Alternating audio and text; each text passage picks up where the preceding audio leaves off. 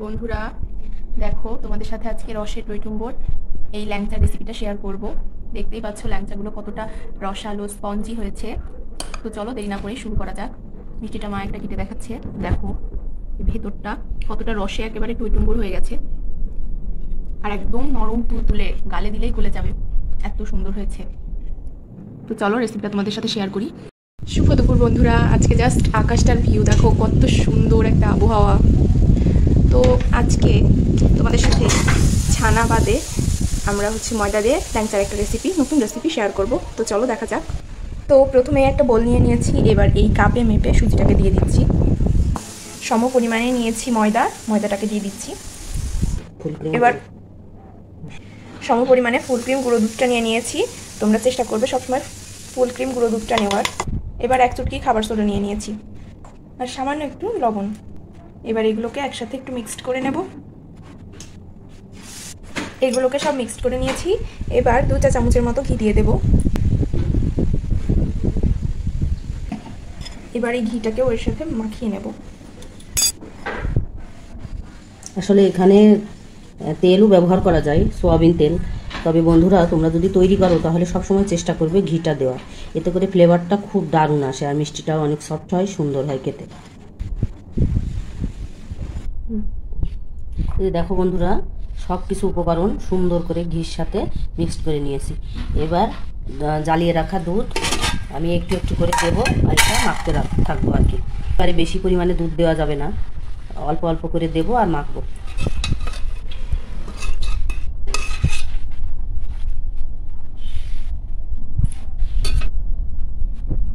দুধটা জাল করে ঠান্ডা করে নিয়েছি। এটা মাখার পরে একটু চিটচিটে ভাব হবে, কিন্তু ভয়ের কোনো কারণ নেই। এটা রেস্টে রাখার পরে যখন আবার আমি মিষ্টির আকারে তৈরি করব, তখন ডোটা অনেক সুন্দর হয়ে যাবে।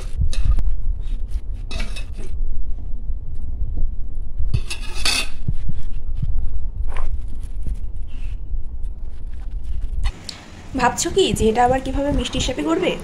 এর ভেতরে যেহেতু সুজি দেওয়া আছে, তাই এটা দুধটাকে টেনে নিয়ে ফুলে উঠবে, আর রেস্টে রাখার পর এটা আবার সেট হয়ে যাবে, তখন মাখতে কোনো সমস্যা হবে না। এবার এটাকে আধা ঘন্টার জন্য রেস্টে রেখে দেবো। এবার হাতে একটু ঘি নিয়ে নেব। এবার এটাকে আরেকটু মেখে নেব। এবার এখান থেকে নিয়ে ল্যাংচা শেপে সবগুলোকে গড়ে নেব।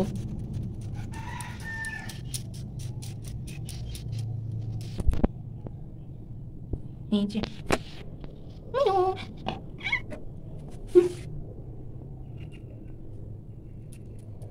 তো এখানে বসে থাক, মিষ্টি হয়ে গেলেই তোকে মিষ্টি খেতে দেবো। মিনু মিষ্টি খেতে খুব ভালোবাসে, সেজন্য মিষ্টি বানানোর সময় চলে এসেছে। এই যে বন্ধুরা দেখো, সবগুলোকে ল্যাংচা শেপে করে নিয়েছি। এটা একটু আঠালো ছিল, সেজন্য হাতে একটু বেশি করে ঘি নিয়ে এগুলোকে করে নিলেই হলো। প্রথমে ল্যাংচার জন্য রসের শিরাটা তৈরি করে নেব। তার জন্য প্রথমে চিনি দিয়ে দিচ্ছি।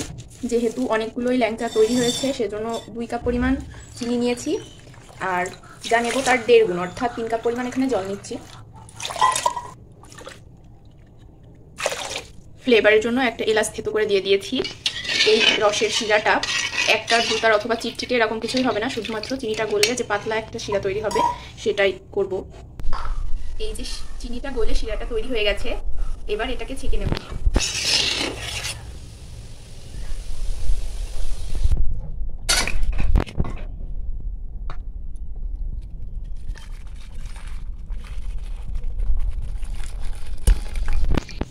কড়াইটাকে ধুয়ে চুলোতে বসিয়ে দিয়েছি। প্রথমে কড়াইটাকে গরম করে নেব হাই ফ্লেমে। এবার কড়াইতে পরিমাণ মতো তেল দিয়ে গ্যাসের ফ্লেম এখন লোতে রেখে মিষ্টিগুলোকে দিয়ে দেব। তেলটাকে খুব বেশি গরম করবো না, হাত ছয় এরকম গরম করে মিষ্টিগুলোকে দিয়ে দিতে হবে।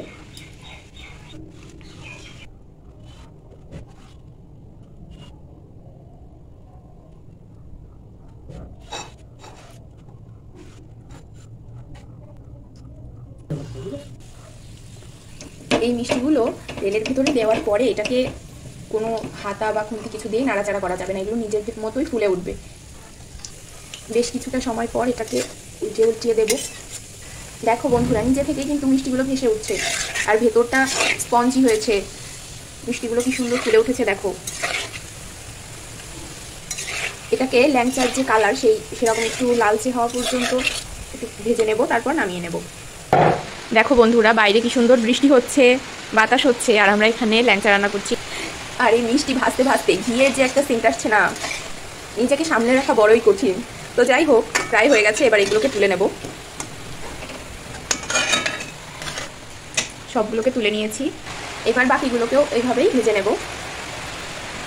এই ল্যাংচার ক্ষেত্রে যতক্ষণ না ঠান্ডা হবে ততক্ষণ রসের ভেতরে দেওয়া যাবে না, তাহলে মিষ্টিগুলোও গলে যাবে। এই যে মিনু ডাকাডাকি করছে, মিনুটা খুব লক্ষ্মী, শান্তশিষ্ট স্বভাবের, বসে থাকতে বললে চুপচাপ বসে থাকে। বসে বসে এখন দেখছে আমরা কি করছি।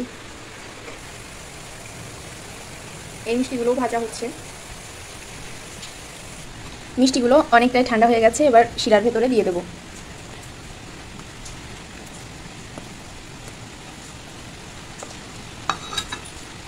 এগুলো ভাজা হয়ে গেছে, এবার চিংড়ি মিষ্টি না।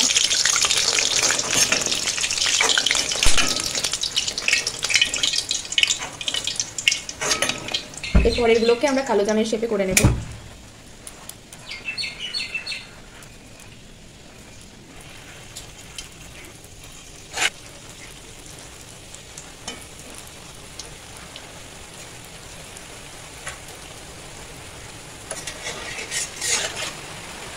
এবার বাকি মিষ্টিগুলোকেও রসের ভিতরে দিয়ে দিচ্ছি। এগুলো ভাজা হয়ে গেছে, তুলে নিচ্ছি।